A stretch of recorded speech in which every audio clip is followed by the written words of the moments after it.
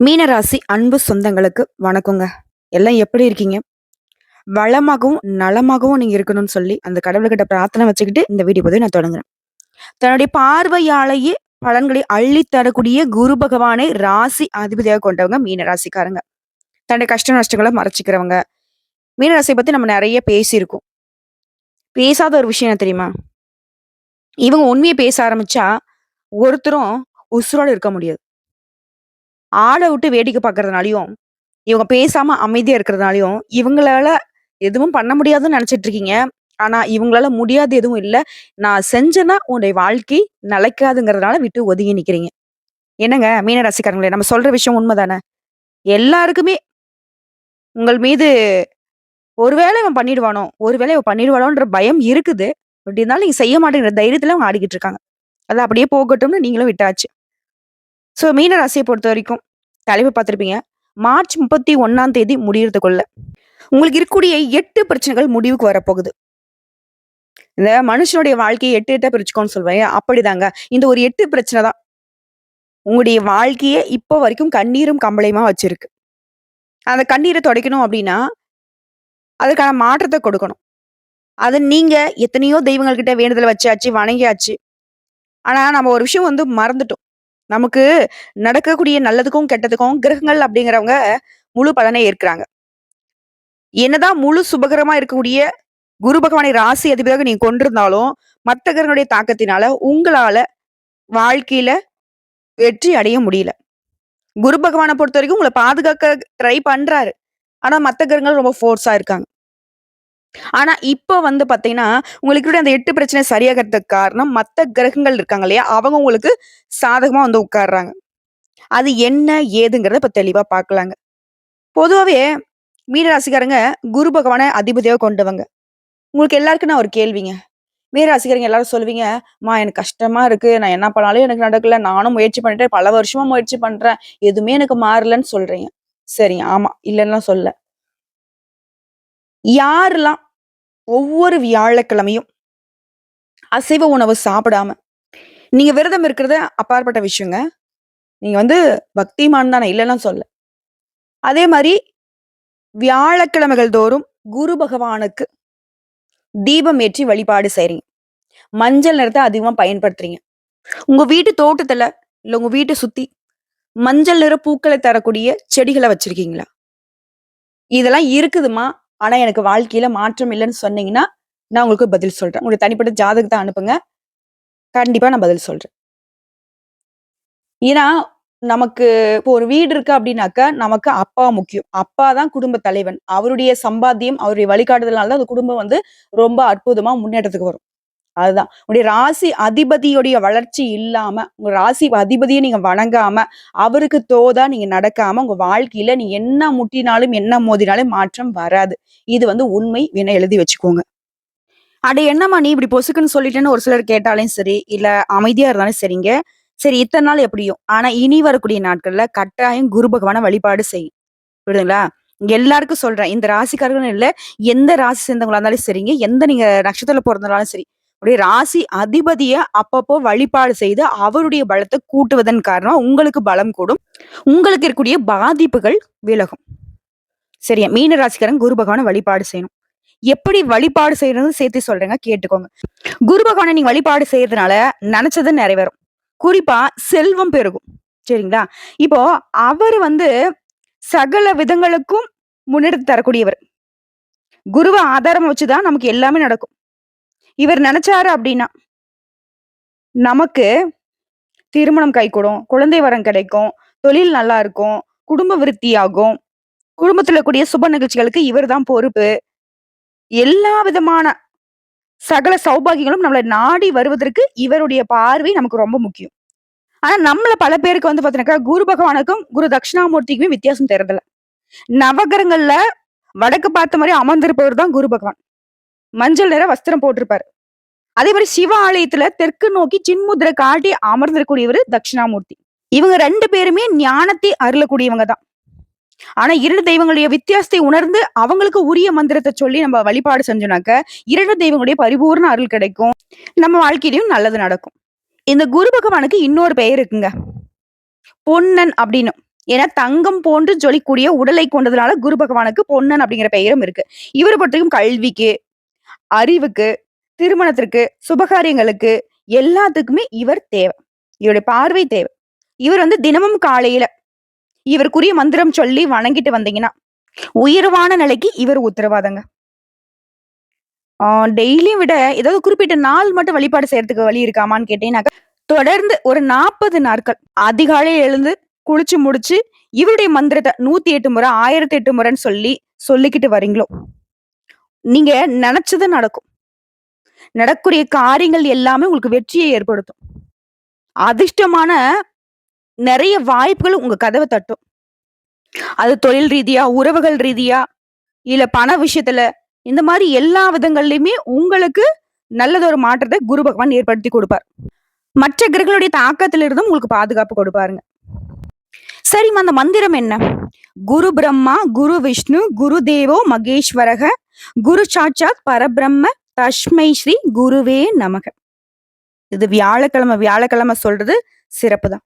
ஆனா மீன ராசிக்காரங்க, உங்களுடைய அதிபதியை பலம் கூட்டணும்னா அனுதினமும் இந்த மந்திரத்தை சொல்லி வழிபாடு தொடங்க. நான் பெண்களா இருக்கோம், அந்த நாட்கள் நாங்க என்ன செய்யட்டும் அப்படின்னு கேட்டீங்கன்னாக்க பிரச்சனை கிடையாதுங்க. அந்த நாட்கள்ல நீங்க பூஜைகள் செய்யட்டும் பரவாயில்ல. சுத்தமா குளிச்சு முடிச்சுட்டு வீட்டுல கூடிய யாராவது ஒருத்தங்கள அந்த பூஜைகளை செய்ய சொல்லுங்க. இந்த மந்திரத்தை சொல்லி வழிபாடு மேற்கொள்ள சொல்லுங்க. இல்ல அதுவும் அவங்களுக்கு சொல்ல தெரியாதுனாக்க, குரு பகவானுடைய மந்திரத்தை வீட்டுல வந்து ஒலிக்க செய்யுங்க. யூடியூப்ல போட்டாலே வருது, கேசட் கூட கிடைக்கும். சரிங்களா? சோ இதன் காரணமா மீனராசிகளுடைய குடும்ப வாழ்க்கை சுபக்ஷமாக மாறும். செல்வ செழிப்போட ரொம்ப நல்லா இருக்க போறீங்க. இருண்டு போன வாழ்க்கைக்கு வெளிச்சம் உண்டாகணும்னாக்க ஒவ்வொரு வியாழக்கிழமையும் எதை மறந்தாலும் சரிங்க, குரு பகவானை வழிபாடு செய்ய மறந்துடாதீங்க. அதே மாதிரி அதிகமா மஞ்சள் இடத்தை பயன்படுத்துங்க. சரிங்களா? வீட்டுக்கு கலர் கூட நீங்க மஞ்சள் இடத்துல அடிக்கிறது தப்பே கிடையாது. மங்களகரமா இருக்கும். சரிங்க, இப்ப மீன ராசிக்காரருடைய பலன்கள் பார்க்கலாமா? மீன ராசியில கோடான கோடி பேர் இருப்பீங்க. ஆனா உங்களுக்கான பலன்கள் நம்ம எப்படி சொல்றோம்னா, பொது பலன்களா சொல்றோம். மீன ராசியில நவகிரகங்களுடைய அமைப்பை பொறுத்து உங்களுக்கு பலன் உண்டு. அது மாதிரி நவகிரகங்களுடைய கூட்டணியை பொறுத்து உங்களுக்கு பலன் உண்டு. அந்த வகையில மீனராசி புரட்டாதி நட்சத்திரம் 4ஆம் பாதம், உத்திரட்டாதி நட்சத்திரம், ரேவதி நட்சத்திரம்.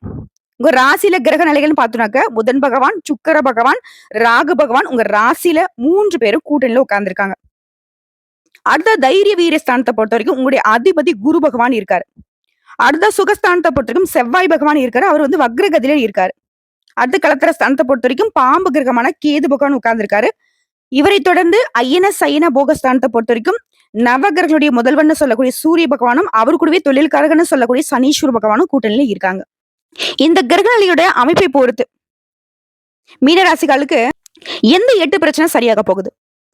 பிரச்சனை, எதை செஞ்சாலும் சரி அது தடைப்பட்டு நிக்கிறது, நம்ம செய்யக்கூடிய காரியங்களுக்கு தகுந்த பலன் கிடைக்காம போறது, இப்படி அவதிப்பட்டிருந்த மீனராசிகளுக்கு இனி நீ எடுத்த காரியங்கள் எல்லாமே சட்டுன்னு முடியும், உங்களுக்கு அனுகூலமான பலனை கொடுக்கும். அதே மாதிரி 2வது விஷயம், பயம், பதட்டம், உன்னால செய்ய முடியுமா? இது தாண்டி நம்ம யோசிக்கிறதுக்கு முன்னாடி மத்தவங்க சொல்லிடுவாங்க, உன்னால செய்ய முடியாதுப்பா, ஒதுங்கிக்கோப்பா, அந்த மாதிரி எல்லாம் சொல்லியிருப்பாங்க. அப்படி பயம் பதட்டத்தினால உங்களுடைய திறமைகளை கூட வெளியே காட்டாம, உங்களுடைய மனசுல கூட வெளியே பேச முடியாம தவிச்சிட்டு இருந்த உங்களுக்கு மன தைரியம் அதிகமாக்குது. தைரியத்தை விட மன திடம் கூட போகுதுங்க. 3வது, ஒரு சிலர் சொல்லுவாங்க, நான் என்ன பண்ணாலும் அது எனக்கு 10 பைசா புரோஜனம் இருக்க போறது இல்ல, நான் செய்யறது எல்லாமே வீண் வேலைதான், நான்லாம் ஏன் தான் வாழ்றணும் அப்படிலாம் வெறுத்துலாம் பேசியிருப்பீங்க. ஆனா இனி நீங்க செய்யக்கூடிய அனைத்து காரியங்களும் உங்களுக்கு பயன் தரும். அது மாதிரி பயன் தரக்கூடிய காரியங்கள் தான் ஈடுபட போறீங்க. 4வது விஷயம், இருக்கிறது எல்லாத்தையும் வித்துட்டு போகக்கூடிய நிலைமை. கடன் வாங்கி கஷ்டப்பட்டு அசிங்கப்பட்டு அவமானப்பட்டு இருக்கக்கூடிய மீனராசிகளுக்கு இனி பண வசதி வாய்ப்புகள் பெருக போகுது. செல்வம் சேருங்க, சொத்து சேருங்க, வண்டி வாகனம் வாங்க போறீங்க. இது சம்பந்தப்பட்ட அனைத்து முயற்சிகளும் கைகூடி வரப்போகுது. 5வது விஷயம், தொழில் ரீதியா வியாபாரம் ரீதியா இருந்த சிக்கல்கள் எல்லாமே நீங்க போகுது, முன்னேற்றம் உண்டாகுது, லாபம் பார்க்க போறீங்க. ஆண்களோ பெண்களோ சின்னவங்களோ பெரியவங்களோ தொழில் வியாபாரத்தை பொறுத்த வரைக்கும் வருமானம் பெருகும். அடுத்த 6வதா, உத்தியோக பணிகள்ல இருக்கிறவங்களுக்கு எவ்வளவு வேலை செஞ்சாலும் சரிங்க, மத்தவங்க வேலையெல்லாம் நான் இழுத்து போட்டு செஞ்சுட்டு இருக்கேன், ஆனா எனக்கு உரிய அங்கீகாரம் இல்லை. எனக்கு பின்னாடி வேலையில சேர்ந்தவங்க எல்லாம் எனக்கு மேல் கிரேடுக்கு போயிட்டாங்க. எனக்கு பின்னாடி வேலை சேர்ந்தவங்க எல்லாம் நல்ல சம்பளம் வாங்குறாங்க, ஆனா இன்னும் நான் அப்படியே இருக்கேன். ஆனா என் மேல ஒரு குறையும் இல்ல. எல்லாரும் சொல்றத நான் செஞ்சுக்கிட்டு, நான் எதையும் பேசாம தான் இருக்கேன். சொல்லப்போனா எதிர்த்து பேசுறவங்க கூட நல்லா இருக்காங்க. இப்படி புலம்பாதீங்க. இனி வரக்கூடிய நாட்கள்ல உத்தியோக பணிகள் இருக்கிறவங்க தனியார் துறையோ, அரசாங்கத் துறையோ பதவி உயர்வு கிடைக்கும், சம்பள உயர்வு கிடைக்கும். பர்ட்டிகுலரா உங்களுடைய வேலைக்கு தகுந்த அங்கீகாரம் கிடைக்கும். பாராட்டுகள் கிடைக்கும். மேல் அதிகாரிகளோ, சக ஊழியர்களோ இனி உங்கள ஒரு வார்த்தை பேச முடியாத கூடிய அளவுக்கு கிரக நிலைகள் உங்களுக்கு சாதகமா வந்து நிக்கிறாங்க. இதற்கு முக்கிய காரணமே சனீஸ்வர பகவான் தான். சரியா? தொழில் நமக்கு நல்லா இருக்கணும், உத்தியோகம் நல்லா இருக்கணும்னாக்க இவர் வந்து மனசு வைக்கணும். சோ இவருடைய அமர்வு உங்களுக்கு சாதகமா இருக்கு. அதுவும் சூரிய பகவான் கூட கூட்டணியில இருக்கிறதுங்கிறது அரசு காரியங்கள்ல உங்களுக்கு அனுகூலமா முடியும். அடுத்ததான் 7வது விஷயம். ரொம்ப பிரஷருங்க வேலையில. நெருக்கடியா இருக்கு. அது மாறுது. வேலை பளு குறையுது. நெருக்கடிகள் மறையுது. உற்சாகமா இருக்க போறீங்க. அடுத்ததா 8வது. குடும்பத்த பொறுத்தவரைக்குங்க, என்ன பண்ணாலும் சரி, ஒரு நல்ல காரியம் நடக்க மாட்டேது. சதா நேரமும் ஏதாவது சண்டை, சச்சரவு, அவன் கோச்சுக்கிறது, இவன் கோச்சுக்கிறது, உறவுக்காரங்க கிட்ட ஏதாவது மனக்கசப்பு வர்றது, குடும்ப வாழ்க்கைய பொறுத்தவரைக்கும் கணவன் மனைவி உறவுல கஷ்டம் வர்றது, இப்படியே இருந்த உங்களுடைய வாழ்க்கை நிலையில குடும்பத்துல மகிழ்ச்சியான சூழ்நிலை காணப்பட போகுது. உறவுக்காரங்க மத்தியில உங்களுடைய மதிப்பும் மரியாதை கூட போகுது. கணவன் மனைவி கிட்டலாம் நெருக்கம் உண்டாக போகுது. பிள்ளைகளுடைய செயல்பாடுகள் உங்களுக்கு சந்தோஷத்தை கொடுக்கும். அதே மாதிரி வீட்டிற்கு தேவையான பொருட்களை எல்லாமே வாங்கி போட்டு திருப்தி அடைய போறீங்க. நீங்க நினைச்ச காரியங்கள் எல்லாமே செய்து முடித்து காரிய வெற்றி அடைய போறீங்க. நண்பர்கள் மூலமும் உதவி கிடைக்கும். இது திருமண முயற்சிகள்ல இருக்கீங்க, ஆண்களா இருந்தாலும் சரி, பெண்களா சரி, உங்களுக்கு சாதகமான பலன் கிடைக்க போகுது. பெண்களை பொறுத்த வரைக்கும் மனசுல துணிச்சல் அதிகமாகும். இதுவே கலைத்துறையில இருக்கீங்க அப்படின்னாக்கா திட்டமிட்டபடி செயலாற்றி காரியங்கள்ல அனுகூலமான பலன்களை பெற போறீங்க. அடுத்து மாணவர்களை பொறுத்த வரைக்கும் பாடங்களை படிக்கிறதுல வேகம் பெறுவீங்க. கல்வியில வெற்றி பெற போறீங்க. சிம்பிளா சொல்லட்டுமா? மகிழ்ச்சியான காலகட்டம். தொழில்ல வணிகத்தை பொறுத்த வரைக்கும் நீங்க சாதிக்க போறீங்க. வேலை பார்க்கறவங்களுக்கு கௌரவம் அதிகமாகும். பதவி உயர்வு கிடைக்கும். பணவரவு இருக்கும். செலவுகள் கட்டுக்குள்ள வரும். ஆடம்பரமான விஷயங்களுக்கெல்லாம் அதிக தொகையை செலவு செய்யக்கூடிய அளவுக்கு பொருளாதாரத்துல உயர்வு. அரசியல்வாதிகளுக்கு பெரிய பொறுப்புகள், பதவிகள் கிடைக்கும். பெற்றோர்கிட்ட உதவி கிடைக்கும். அவங்களுடைய ஆதரவின் காரணமா உங்களுடைய வாழ்க்கை தொடர்பான பெரிய முடிவு எடுப்பீங்க. திருமண வாழ்க்கை மகிழ்ச்சிகரமா இருக்க போகுது. ஆரோக்கியம் சாதாரணமாகவே இருக்குங்க. சோ இப்ப பார்த்தது பொது பலன்கள். இதுவே உங்களுக்கு மனசுக்கு நிறைவை ஏற்படுத்தி இருக்கும். சோ மீன ராசிக்காரருக்கு அடுத்தடுத்து வரக்கூடிய நாட்கள் சாதகமா இருக்க போறதுங்கிறத உணர்ந்திருப்போம். இப்ப நம்ம நட்சத்திர பலன்களை பார்க்கலாங்க. மீன ராசி. பூரட்டாதி நட்சத்திரம் 4ஆம் பாதம். குருவினுடைய பார்வையினால தம்பதிகளிடையே இருந்து வந்த பிரச்சனைகளுக்கு முடிவு கிடைக்க போகுது. திருமண வயதுல இருக்கிறவங்களுக்கு நல்ல வரன் அமைய போகுது. புதுசா இடம் வாங்குறது, வீடு கட்டுறது, அது சம்பந்தப்பட்ட முயற்சிகள் எல்லாமே வெற்றியாக மாறும். தொழில் முன்னேற்றம் அடைய போகுது. அனைத்து விதங்கள்லயுமே பொறுமையை சாதிச்சீங்க அப்படின்னாக்க இன்னும் அதிகமான நல்ல பலன்களை அடைய முடியும். அடுத்து உத்திரட்டாதி நட்சத்திரம். சனி, ராகு, சூரியன், சுக்கிரன், புதன் இவங்களுடைய எல்லாருடைய செயல்பாடுகளும் உங்களுக்கு சாதகமா இருந்தாலும் நீங்க செய்யக்கூடிய ஒவ்வொரு வேலையும், ஏன் நீங்க மத்தவங்க கிட்ட பேசுறப்ப கூட கவனம் தேவை. பழக்க வழக்கங்களையும் எச்சரிக்கை அவசியம். அவசரப்பட்டு எந்த ஒரு விஷயத்திலும் இறங்கக்கூடாது. எல்லாத்தையும் முன்கூட்டியே பிளான் பண்ணி தான் நீங்க இறங்கணும். அடுத்த ரேவதி நட்சத்திரம். குருவினுடைய பார்வையினால வியாபாரம் விருத்தியாகும். வருமானம் அதிகரிக்கும். உடைய வேலையில ஏற்பட்டிருந்த நெருக்கடிகள் நீங்க போகுது. பொன் பொருள் சேருதுங்க. ஒரு சில வந்து பாத்தீங்கன்னா புதுசா வண்டி வாகனம் வாங்குவீங்க. வசதிகள் பெருகுதுங்க. சோ இந்த நட்சத்திர பலன்களுமே உங்களுக்கு சாதகம் பாதங்களை தெளிவுபடுத்திருச்சு. உங்களை பொறுத்த வரைக்கும் பரிகாரம்ங்க. அனுதினமும் வாராகியை வழிபாடு செய்ய மீன ராசிகளுக்கு வாழ்க்கையில வளம் கூடும். இது முதல் பரிகாரங்க. 2வது பரிகாரம். ஒவ்வொரு வெள்ளிக்கிழமை அல்லது ஞாயிற்றுக்கிழமைகள்ல துர்க்கை அம்மனுக்கு தீபம் ஏற்றி வழிபாடு செய்ய துன்பங்கள் குறையும். மேலும் தடை தாமதங்கள் உங்களை விட்டு விலகுங்க. அடுத்த 3வது பரிகாரங்க. சித்தர்களை வணங்கி வர எல்லா பிரச்சனைகளும் தீரும். வாழ்க்கையில முன்னேற்றம் உண்டாகுங்க. சோ இப்ப வரைக்கும் பார்த்த பொது பலன்கள், நட்சத்திர பலன்கள், பரிகாரங்கள் மீன ராசிக்காரர்களுக்கு இத்தனை நாள் எப்படியோங்க. ஆனா இனி வரக்கூடிய நாட்கள்ல நம்ம எப்படி திட்டம் போட்டு வாழ்க்கை நிலையை மாத்திக்கணுங்கிறத தெளிவுபடுத்தியிருக்கு. இன்னும் சிறப்பா சொல்லணும்னா உங்களுக்கு சாதகமான பலன்களையும் நீங்க கவனமா இருக்கக்கூடிய இடத்தையும் சொல்றேங்க. நல்ல மனசுல பதிய வச்சுக்கோங்க. உங்களை பொறுத்த வரைக்கும் சுக்கிரன் உங்க ராசியில உச்சம் பெற்றிருக்கிறாரு. அது மட்டும் இல்லாம உங்களுடைய அதிபதியும் உச்ச நிலையில தான் இருக்காரு. இதனால நல்ல பலன்கள் இருக்கும். பரிவர்த்தனை யோகம் இருக்கு. நடக்கிறதும் உங்களுக்கு நன்மையாவே நடக்கும். சொல்லப்போனா இனி வரக்கூடிய நாட்கள்ல உங்களுக்கு இருக்கக்கூடிய நிறைய குறைகள் நிவர்த்தியாக போகுதுங்க. திருப்தியான நிலை இருக்க போகுது. தொழில் வியாபாரத்துல லாபம் பார்ப்பீங்க. கணவன் மனைவிக்கிட்ட இருந்த கருத்து வேற்றுமைகள் மறையுது. வீடு வாங்குறது, மனை வாங்குறது, வாகனம் வாங்குறது இந்த மாதிரியான யோகம் இருக்கு. மருத்துவ சிகிச்சையில இருந்தவங்கலாம் ஆரோக்கியத்துல முன்னேற்றம் பெற போறீங்க. பெண்களுக்கெல்லாம் நல்ல முன்னேற்றமும், மரியாதையும் கிடைக்கக்கூடிய காலகட்டங்க.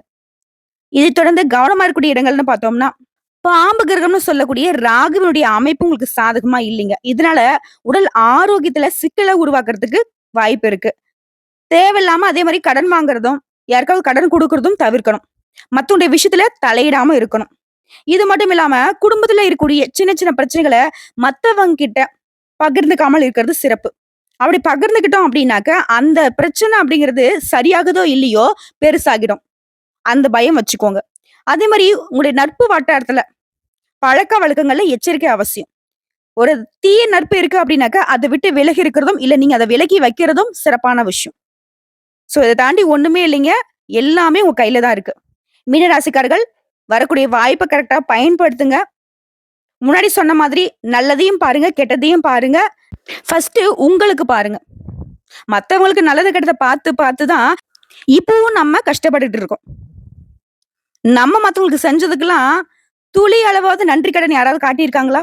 அட இருக்கியா இல்லையாங்கிறத யாரும் பார்த்துருக்காங்களா? அப்புறம் ஏங்க? இனியாவது உங்களுடைய நல்லதுக்கும், கெட்டதுக்கும் நேரம் ஒதுக்குங்க. உடைய உழைப்ப உங்களுக்காக பயன்படுத்துங்க. நல்லதே நடக்கும். வாழ்த்துக்கள். ஓம் குரு பகவானே போற்றி போற்றி.